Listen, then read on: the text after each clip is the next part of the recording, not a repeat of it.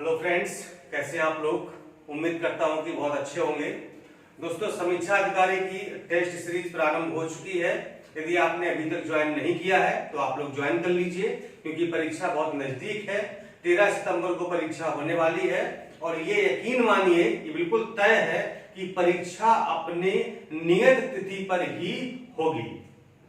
कुछ भी हो जाए, परीक्षा होके रहेगी। अब टलने टलाने की कोई गुंजाइश नहीं, कोई संभावना नहीं है। खंड शिक्षा अधिकारी की परीक्षा हो चुकी है, ठीक है। और अब समीक्षा अधिकारी की परीक्षा कराने की तैयारी आयोग बड़ी जोर शोर से कर रहा है। इसलिए आप लोग भी अपनी तैयारी को बढ़ा दीजिए, अपने पढ़ाई के घंटों को बढ़ा दीजिए। कम सोइए, थोड़ा कम खाइए और पढ़ाई पर ज्यादा ध्यान दीजिए, ठीक है। चूंकि ये 15 से 20 दिन बचे हुए हैं आपके जीवन के, ये अंतिम दिन है, ये समझिए आप, बिल्कुल आपकी लाइफ के अंतिम दिन है। इन 15 दिनों में आप करियर बना सकते हैं और इन 15 दिनों में आप करियर बिगाड़ भी सकते हैं, ठीक है। ये बहुत ही इंपॉर्टेंट डेज है, तो इनको आप जितने भी मतलब जितना अच्छा यूटिलाइज कर सकते हैं उतना अच्छा यूटिलाइज करने का प्रयास कीजिए। साथ ही सीरीज भी चल रही है हिंदी जीएस की, तो उसको भी ज्वाइन कर लीजिए ताकि आपको यहां से भी सपोर्टिव मटेरियल मिलता रहे, ठीक है। चलिए, आज हम पढ़ते हैं प्रायद्वीपीय भारत के पठार। कल मैंने आपको इसके बारे में इंट्रोडक्शन दिया था कि जो प्रायद्वीपीय भारत है, या जो हमारा दक्षिण भारत कह रहे हैं, मतलब दक्षिण टोटल नहीं, मतलब यहाँ पर तो थोड़ा सा ये वाला भाग भी शामिल है। ये वाला आप देख रहे हैं, यहाँ से लेकर के यहाँ तक, ठीक है। तो ये जो यहाँ पर अरावली पहाड़ियां हैं, तो ये वाला क्षेत्र पूरा जो है, ये त्रिभुजाकार क्षेत्र, ये प्रायद्वीपीय भारत कहलाता है, ठीक है। तो इस प्रायद्वीपीय भारत में कितने पठार हैं, ठीक है। तो टोटल आपको हम 9 पठार पढ़ाएंगे। इस प्रायद्वीपीय भारत में टोटल 9 पठार हैं। बाकी और छोटे मोटे पठार हैं, लेकिन हम आपको जो प्रमुख रूप से हैं, जहां से प्रश्न अक्सर पूछा जाता है, 9 पठार के बारे में आपको हम पढ़ाएंगे। 4 पठार हम इस लेक्चर में पढ़ाएंगे और अगले वाले में 5 लेक्चर आपको देंगे, 5 पठार के बारे में पढ़ाएंगे, ठीक है। तो सबसे पहले हम इसकी स्थिति देख लेते हैं कि कौन सा पठार कहां पर है। तो जो 4 पठार आज पढ़ाने वाले हैं वही हम आपको दर्शाएंगे, दिखाएंगे। तो ये देखिए, यहाँ पर मालवा का पठार दिख रहा है आपको, ठीक है। ये यहाँ पर देखिए बुंदेलखंड का पठार है। ये आप इसके नीचे देख रहे हैं दक्षिण साइड में, ये बघेलखंड का पठार है। और ये उत्तर पूर्व में आप देख रहे हैं, ये छोटा नागपुर का पठार है, ठीक है। जो कल के 5 पठार है उनकी स्थिति आपको कल फिर से दर्शाएंगे, ठीक है। तो चलिए, सबसे पहले हम लोग देखते हैं मालवा का पठार, ठीक है। नंबर 1 क्या है, ये है मालवा का पठार, ठीक है। ये कहां पर विस्तृत है, इसका विस्तार कहां पर है, तो ये मध्य प्रदेश में विस्तृत है। इसकी जो अवस्थिति है वो मध्य प्रदेश में आता है। और इसके उत्तर पूर्व में बुंदेलखंड व बघेलखंड का पठार आता है, ठीक है। देखिए, ये मालवा का पठार है, तो इसके उत्तर पूर्व में क्या है, ये बुंदेलखंड का और बघेलखंड का पठार आता है। इसके मालवा पठार के उत्तर पूर्व में बुंदेलखंड और बघेलखंड के पठार अवस्थित हैं। नेक्स्ट आइए, इसके जो दक्षिण में है वो विंध्यन पर्वत है, ठीक है। जो मालवा पठार है, ये दक्षिण क्या है, दक्षिण इधर होगा, ठीक है। सॉरी यार, दक्षिण इधर है, तो ये क्या है, ये देखिए विंध्यन पर्वत है, ठीक है। ये क्या है, विंध्यन पर्वत है। इसके बारे में आपको हम बताएंगे। और इसके उत्तर पश्चिम में, यानी कि उत्तर पश्चिम में क्या है, ये देखिए, ये है अरावली श्रेणियां, ठीक है। तो मालवा पठार के दक्षिण में क्या, कौन से पर्वत है, विंध्यन पर्वत है। और इसके उत्तर में अरावली पर्वत है या अरावली श्रेणियां है। तो यूं कहें कि मालवा पठार विंध्यन और अरावली श्रेणी के मध्य में स्थित है। यानी कि मालवा पठार के उत्तर पूर्व में क्या है, सॉरी उत्तर पश्चिम में क्या है, अरावली पहाड़ियां हैं और दक्षिण में क्या है, विंध्यन पहाड़ियां स्थित है। नेक्स्ट आइए, जो इसका आकार है, किसका आकार, मालवा के पठार का जो आकार है वो त्रिभुजाकार है या फिर गुंबदाकार है। और जो इसकी ऊंचाई है वो लगभग 250 मीटर के आसपास है। और इससे कौन कौन सी नदियां निकलती जानिए, चंबल नदी, बेतवा नदी और काली सिंध नदियां इसी से निकलती हैं। ध्यान रखिएगा, पूछा जाए कि चंबल कहां से निकलती है, मालवा के पठार से। बेतवा और काली सिंध नदियां कहां से निकलती हैं, मालवा के पठार से निकलती हैं। और चंबल व इसकी सहायक नदियों ने इसे जगह जगह नाली के रूप में काट दिया है। इसी को अवनिलका अपर्दन कहा जाता है। क्या है, देखिए, जो ये भूमि है, मान लो ये भूमि है, तो क्या करते हैं, पानी जब बहता है तो इस तरह से नालियां जैसी बन जाती हैं, इस तरह से, है ना, टेढ़ी मेढ़ी, इस तरीके से नालियां सी बन जाती हैं, ठीक है, भूमि में। तो इसको क्या कहा जाता है? अब जो नालियां बनती है तो इन्हीं से होकर के पानी बह करके जो नीचे नदी वगैरह है, घाटियां, उनमें जाता रहता है। तो अब चूंकि भूमि क्या है, एकदम से बलुई टाइप की भूमि है, पथरीली पथरीली है, तो फिर इसमें क्या होता है, नालियां जैसी बन जाती हैं। इसी को कहा जाता है अवनलिका अपर्दन, यानी कि नालिका जैसी, अवनलिका जैसी बन जाती हैं, इसी को अवनलिका अपर्दन कहा जाता है।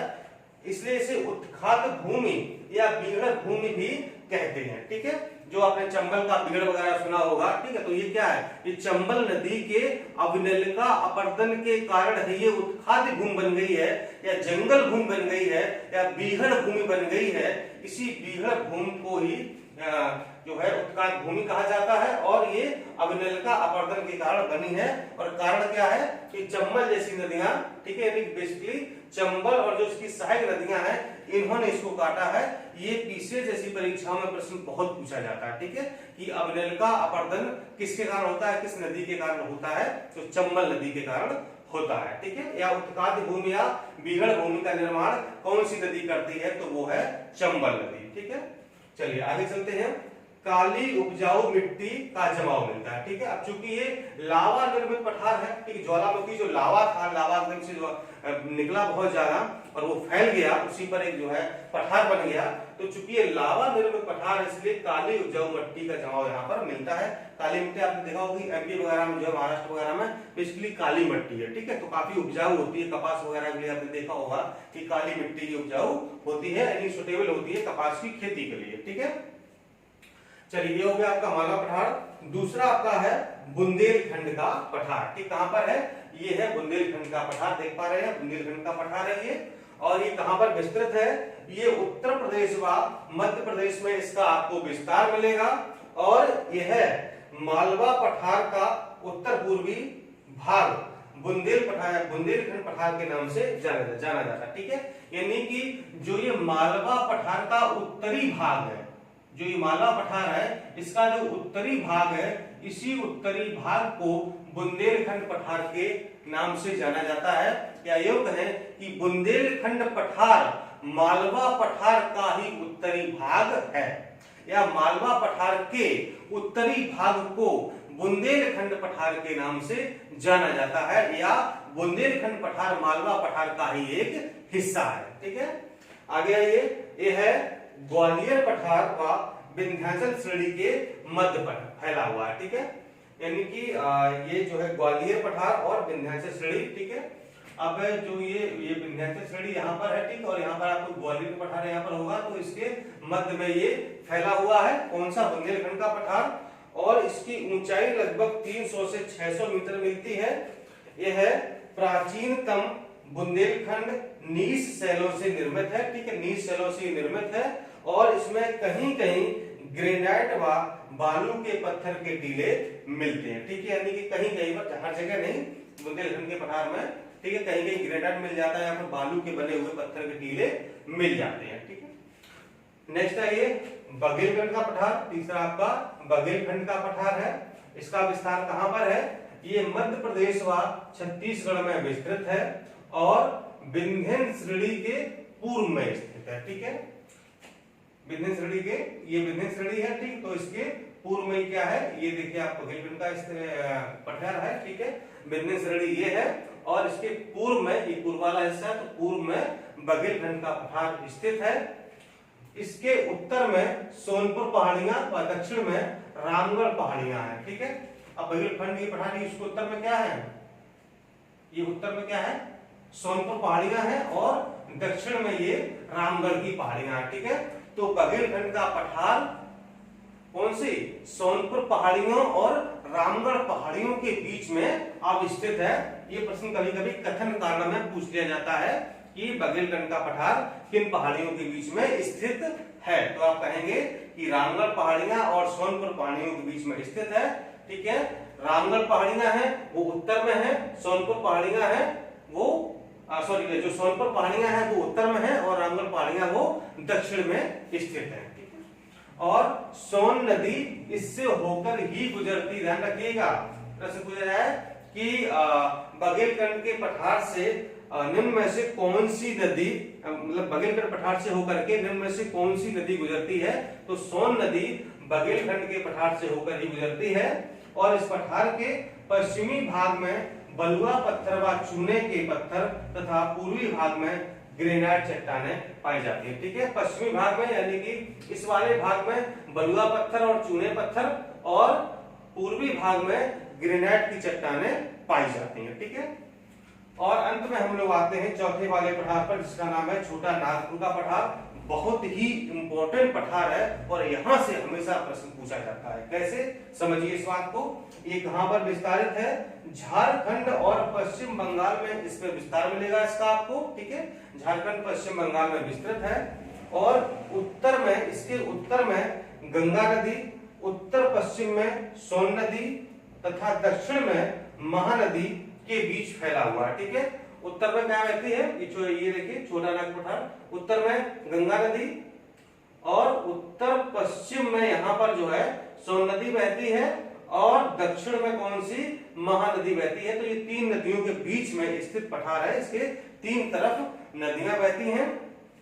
इसके उत्तर में, यानी कि इसके उत्तर में यहाँ पर राजमहल की पहाड़ियां भी स्थित है। यहाँ पर राजमहल की पहाड़ियां स्थित है, ध्यान रखिएगा।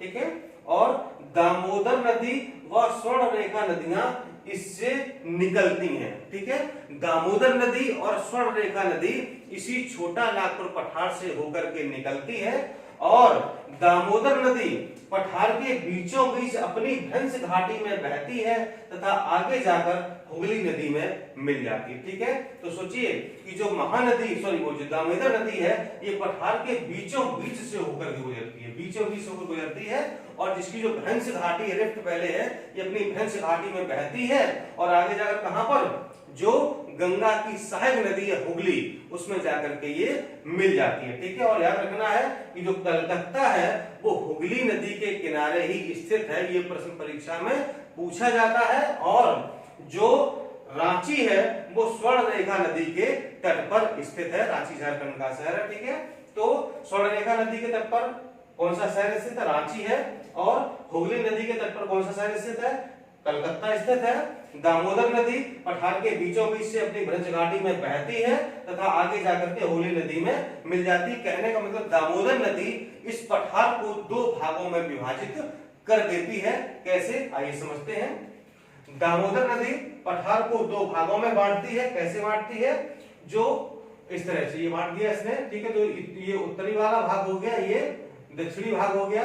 ठीक है, तो उत्तरी भाग जो है वो हजारीबाग पठार कहलाता है, यानी कि उत्तर वाला भाग है ये हजारीबाग पठार कहलाता है और दक्षिणी भाग है ये रांची व कोडरमा पठार के नाम से जाना जाता है। ठीक, बहुत इंपॉर्टेंट, ध्यान से समझिए इन चीजों को कि दामोदर नदी ने छोटा नागपुर पठार को दो भागों में विभाजित कर दिया, उत्तरी भाग और दक्षिणी भाग। उत्तरी भाग को हजारीबाग पठार के नाम से जाना गया, दक्षिणी वाले भाग को रांची व कोडरमा पठार के नाम से जाना गया। ठीक है, अब देखिए जो हजारीबाग पठार है यानी कि जो उत्तरी भाग है, इसकी जो सर्वोच्च चोटी है, सबसे ऊंची चोटी है, वो है पारसनाथ शिखर।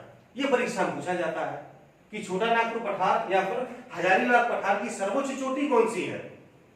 वो है पारसनाथ शिखर। और जो रांची व कोडरमा पठार है, ठीक, ये संप्राय मैदान का उदाहरण है। ठीक है, किस मैदान का? संप्राय मैदान का उदाहरण है। और संप्राय मैदान होते क्या है? जहां पर चट्टाने और टीले नहीं होते हैं, ऐसे मैदानों को संप्राय मैदान के नाम से जाना जाता है। तो जो रांची व कोडरमा पठार है, ये जो छोटा नागपुर का दक्षिणी वाला हिस्सा है, वहां पर क्या है? संप्राय मैदान है, यानी कि चट्टाने और बहुत ज्यादा टीले नहीं है, इसलिए ये संप्राय मैदान का उदाहरण है। ठीक है, प्रश्न पूछ लिया जाएगा कि संप्राय मैदान कहां पर पाए जाते हैं, या निम्न में से कौन सा पठार संप्राय मैदान का उदाहरण है। ठीक है, और नेक्स्ट देखिए, खनिजों की दृष्टि से यह संपन्न पठार है, यानी बहुत सारे खनिज पाए जाते हैं, जैसे कि कोयला है, लोहा है, यूरेनियम है। यूरेनियम की एक बहुत प्रसिद्ध खान है, इसका नाम है जादूगुड़ा। ठीक है, जादूगुड़ा खान ये झारखंड में स्थित है और यूरेनियम के खनन के लिए, यूरेनियम के उत्पादन के लिए बहुत ज्यादा फेमस है।